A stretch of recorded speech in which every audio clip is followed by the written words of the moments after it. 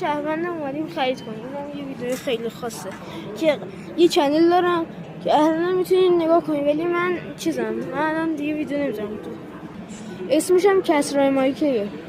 خمیردندون میخوایم. خمیردندون اینو با هول بدیم که چرخمون بده. تون ماهی اینو برداریم.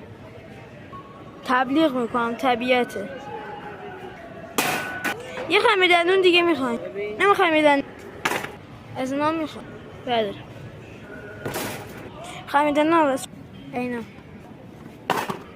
قسم اینا دوباره تأخیر کن. کیک میخوام. کیک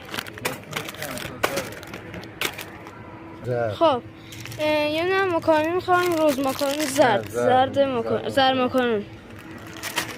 ماکارونی میخوایم. ماکارونی ولی به سبک یکی یا اسپاگتی. یکی هم برداشت. این پاستی از این پاستیلا خوبه.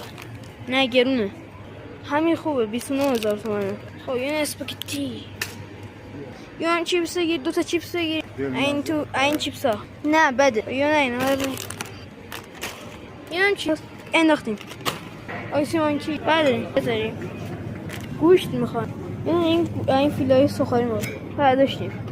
گوشت هم میخواد گذاشتیم. اینو میلیکا برداشتیم. ماسموسی رو برداشتیم. آب معدنی گذاشتیم. خب قند میخواد.